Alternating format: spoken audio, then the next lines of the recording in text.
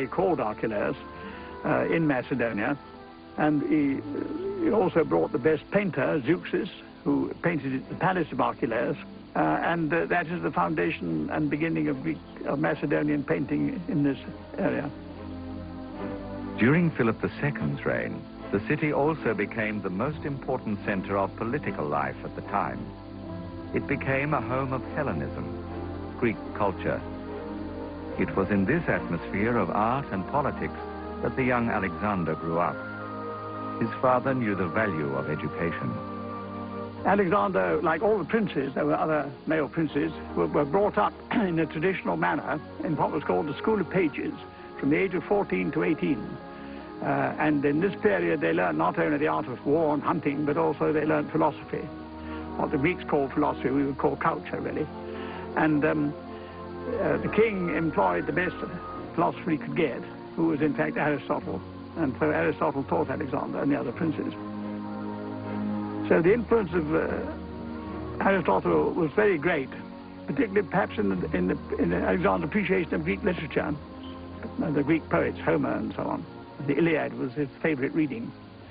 So it helped to develop this heroic character of Alexander and his understanding of Greek culture. He knew that Greek culture was the highest in the world, and he wanted to spread it over people in Asia. All December, arenas filled. When Alexander died at the age of 33, he had conquered almost the whole of the then-known world. His empire spread from the Mediterranean, across to India, and down to the Sahara Desert. It lasted for 200 years, until it was overrun by the might of the Roman Empire. The Romans created trade routes which crisscrossed their empire. Thessaloniki, the capital of Macedonia, was at the center. Its port became one of the most important of the ancient world. This rich and prosperous city was a tempting target for invaders. They all wanted access to the Aegean Sea. Each invasion, each period left its legacy. Thessaloniki became a major center of commercial, artistic, and cultural life. And one of the richest historical legacies is from the Byzantine period, which lasted for about 1,000 years. The Byzantine Empire was, as it were, the eastern half of the old Roman Empire. And at its heyday, I suppose, the Byzantine Empire stretched from southern Spain to the mountains of the Caucasus, one way, and from north to south from the Danube to the Middle Nile. Now, bits of it were lopped off by historical events, including particularly the rise of Islam, which lopped off some of the southern bits. But it remained conscious of being a continuation of the Roman Empire. Any visitor to Thessaloniki today quickly realizes that it is a treasure house of Byzantine art of various periods. It is a place where you can study the history of Byzantine religious art of a high quality, right through from the 4th century, the 5th century, say, AD, until the 15th.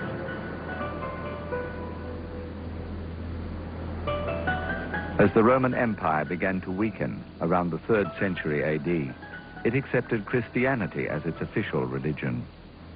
But the empire divided into East and West. The eastern part, called Byzantium, became the embodiment of a reawakening of Greek culture.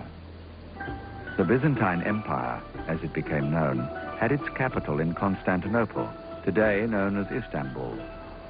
Thessaloniki became its second most important city. All over Macedonia, restoration of historic monuments is constantly in progress.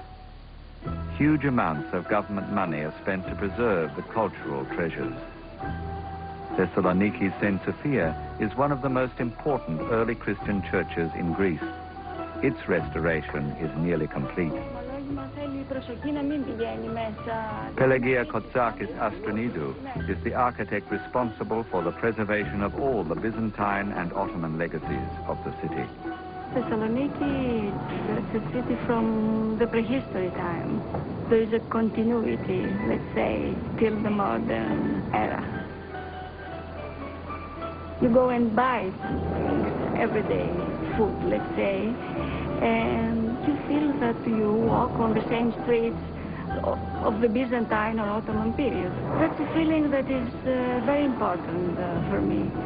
Also the upper town of the city, Anopoli, as we say in Greece. It's something very important because you sit in your garden or in your house and you feel that there is a history. The important thing is not to evaluate the historical period, and you have to keep them all. All belong to the new generations and the future generations. But Thessaloniki isn't the only place where you find traces of that former Byzantine glory. Throughout the whole region, wherever you look, there are wonderful remnants of that rich culture. The village of Sisani, in the western part of the country, has its own special interest in the history of Macedonia.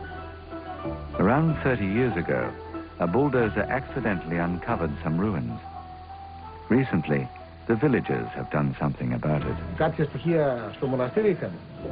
Γιατί πριν 30 χρόνια περίπου, πριν 30 χρόνια, κάποιοι μπουλντόζα, παίρνοντας μπουλντόζα να ισοπεδώσουν το χώρο, βρέθηκαν τείχοι με κάποιες τοιχογραφίες περίπου. Σκάβοντας βρήκαμε τον τοίχο με τοιχογραφία και καταφέραμε σε ένα χρόνο να αρχίσει η αποκάλυψη του μνημείου, ανασκαφές του μνημείου. Chief archaeologist for this area of Macedonia, Sotiris Kissas, came to investigate. The people of village insisted to start the excavations. We don't know anything about the history. We hope that with these excavations we will find information about the identification of this place, historical identification.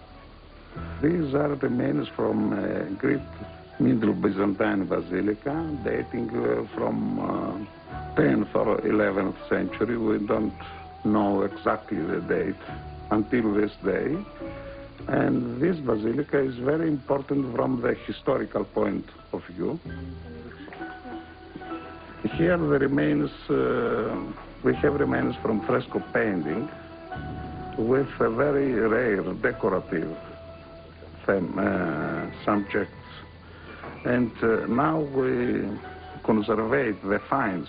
We must now to have historical interpretation of this find and to come in some results, historical results about the standards of culture of this population, about the social structure of this population.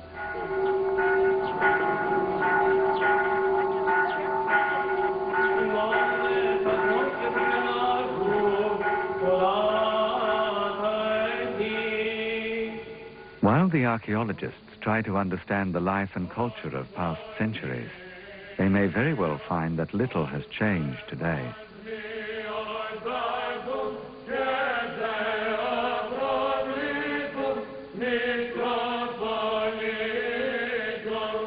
What history has already shown is that there has been a continuous Christian Orthodox culture in this region since the ecumenical patriarchate, the head of the Byzantine Church, was created in Constantinople nearly 700 years ago.